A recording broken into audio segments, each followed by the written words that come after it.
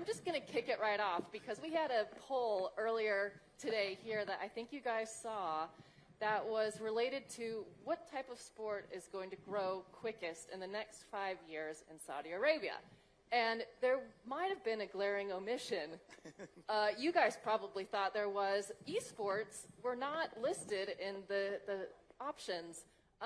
So how does that make you feel? Was it a surprise? And where does esport fall in the list? It has to be a technical glitch. Right? It must be. That's the only thing I can come up with, Craig. I mean, yeah, I think it speaks to right. It's still very much a generational divide, right? The generation that grown up with video games and have become fans of esports, and those that haven't. And no offense to the esteemed audience, probably perhaps more in the latter here. So I think really what you see with esports is it's it's a sport of the digital generation. And even you heard this morning, right, Zach talk a little bit about accessibility, and you heard in the morning session, right, a Formula One Academy talking about accessibility. And I think when you actually dissect the numbers in the audience of video games and esports, there's an incredible amount of momentum and upswell that's happening. And now with things like the Esports World Cup, the announcement, it's going to start taking that center stage and probably helping to remind people of a few new things.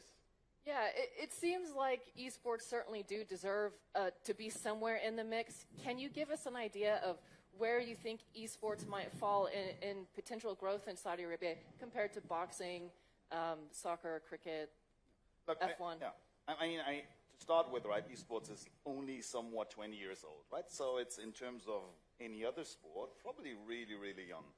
And if you look at Saudi Arabia specifically, right, I think 67% of the Saudi population are gamers, which is the core target group, right? That's actually the ones who are on a grassroots level executing the sport. And then if you look at that, the sport as a viewership sport, as a fandom sport, that's still very, very young, as I said. It's overall 20 years and really gotten big. 10 years it started in the Western world and in Asia to fill stadiums. And now it only really started here 3-4 years ago to be a spectator sport, to have the best players in the world coming here. So we're still incredibly early in the life cycle, and that makes it even much easier to be the fastest growing one, because the base is a little lower, right? I like that. So let's go back a little bit. You mentioned, esports has been around for 20 years or so, but the roots are in the 70s, we could say, maybe if we want to stretch it that far. What do you think people still need to understand about esports that has hampered its growth, even though it's still quite young? I mean, the typical thing is you need to try something to understand it. People usually don't understand by observing. It's same like driving a car. You can watch people drive a car all day. Doesn't mean you can drive one, right? So, and with esports, if you have not played video games, it's probably a mythical thing, and you will not understand, A, why someone is playing, and B, why even you would be watching. So a little bit like what Craig started with, it's a generational divide. Once every generation has grown up with video games at scale, that question goes away itself. Yeah, and I think exactly to that point, it's sort of that first generation of gamers that have now become parents, in the same way that sports allegiances and sports affinities are typically passed down generation to generation, are the same starting point now that esports is happening. So very much to Ralph's point, right, this is the beginning of it all. As much excitement, as much headlines might have come and gone and faded or reemerged, it's hard to incubate and to accelerate fandom other than to create a platform for accessibility, storytelling around the stars, and the engagement. And all of those things are happening. And as Ralph said, if you haven't played video games, it's probably never going to understand what it is and watch it. But the good news is that everyone growing up and being born falls into our audience now. And maybe to add to that, right, I think one thing, it's not either or, right? It's not like you play sports or esports. It's actually mostly and always an and. Okay. If you compete yourself, the inner urge to competition is usually high. And as Craig said, the barrier to entry to participate in esports is almost zero at this point, because every person in this room, on this stage, has a mobile phone in his pocket, which is the largest platform for esports at that time, right? So you can just step out and compete actually in a tournament right here. While most other sports have much higher logistical challenges to get in, and therefore it's very complementary to a large degree. Obviously at the top, you can't be the best in the world at many things, so you really need to pick one. But otherwise, as a more leisure experience, as a grassroots sport, it's very complementary.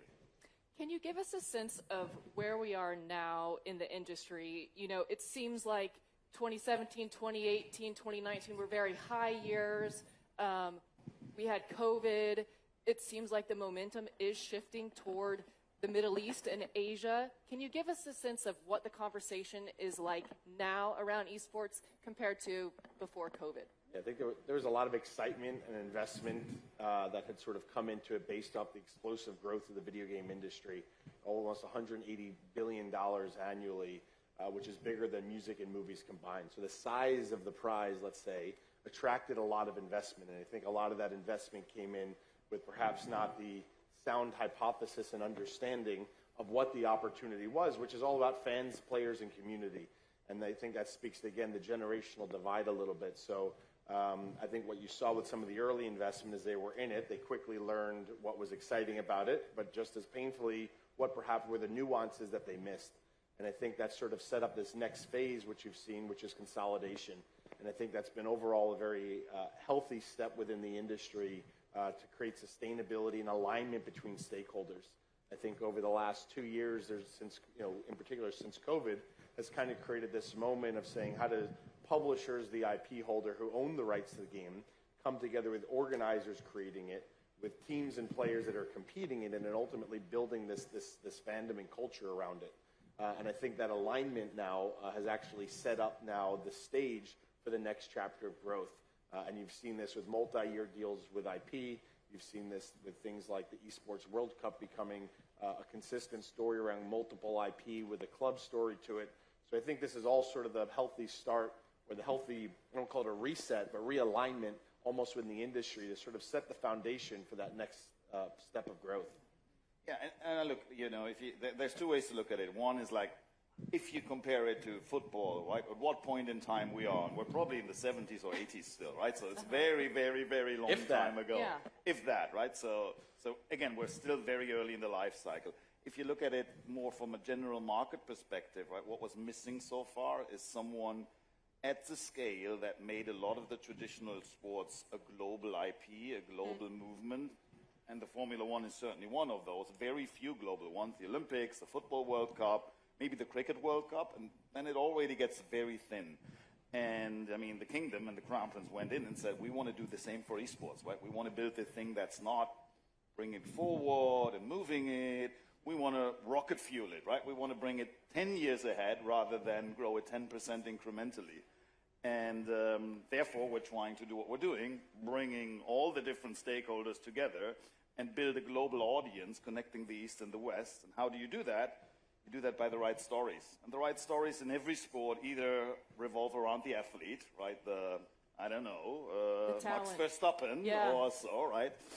In a good way, driving this, or back in the days, Michael Schumacher's, around the right clubs, teams, whatever you call it, Ferrari. And last but not least, a little bit about the country and pride, although that is very different in esports, because every traditional sport, if you look at it, starts at a very local level and then goes wider to a state and country level. And I've played football myself, soccer, for those who, come far abroad. Thanks for the translation. But, and out of, 100 official matches I played, I think I played 2 against people from other countries, right? So it's actually very rare that you play outside of your very local bubble. And in esports, the first thing you do is actually to play with people from the region, not even your country, right? So borders don't mean very, very, very little and very different in esports. And therefore, it revolves much more, a little bit like F1 actually, around the teams, the clubs, and the players, the drivers. You're mentioning Formula One a lot. Is it accurate to say that you're watching how that championship has evolved in recent years as a model for how esports could evolve, or is that not an accurate comparison? I think it's always you always look around, I think, and draw inspiration from what's been successful and what's out there specifically, and how fan engagement and how business develops. But ultimately, I think there's so many differences to the audience that we super serve, right? Being the tip of the spear of disruption with a Gen Z and almost Gen Alpha, right, kind of audience. Millennials are almost aged out of the core esports demographic, which is wild to think. So I think we definitely look at it, but there's differences, right? When you look at the amount of revenue from a league perspective or an organizer perspective that F1 generates from host cities or traditional football with media rights, the fan engagement model of esports is much more interactive than passive. And I think that creates also the trap that if you too closely mimic the success of other traditional sports, that you miss, again, the nuance of what's different about this entire generation. So absolutely look, in fans of F1 and other successful leagues, but I think also very much unencumbered perhaps by some of the legacy models that have fueled it, which creates the challenge and the opportunity to figure out what's next. Yeah, I mean, not much to add. It's like, I think if what we believe is a little bit the next step for esports and what we're trying to do with an esports World Cup, and F1 has done similar, actually. There's been a lot of content, right? There's all these races which are content. But then to tie this together to a story that audiences not connected to the sport can understand, it's definitely a role model, and it's definitely outpaced most other sports and stories. At the same time, you need to stay true to the sport, right? And don't forget the hardcore fans, and make sure that you find the right balance between both. Speaking of fans, is there a difference between creating a game that people want to buy and play at home versus creating a game that people will want to watch other people play? Are those two separate things, and is that a bit of a tension? 100% yes. And almost all games up until today are built to being played, and the watch is still an afterthought. So I've said this a few times, and we spoke about this, right? One of the pivotal moments of the future will be when someone gets both things right. Right now, I'd argue it's mostly an accident if it happens together, which is fine because there's a few thousand games released every year, right? So there's enough room for accidents. But someone, and that's usually going to be actually not a huge traditional development team. It's usually that student in a dorm room, that one guy who thinks different. And if someone figures out to basically build the perfect sport/game that is as interesting to watch as to play, and get these two things at one point in time together, then this will be a different discussion. Because even if you look at right now, Esports World Cup, we haven't announced it all, but we're going to have a huge variety of games. But even those games are successful in different markets and have different audiences, so on and so forth. But there's one that brings this all together, the biggest of all. That will be a funny moment.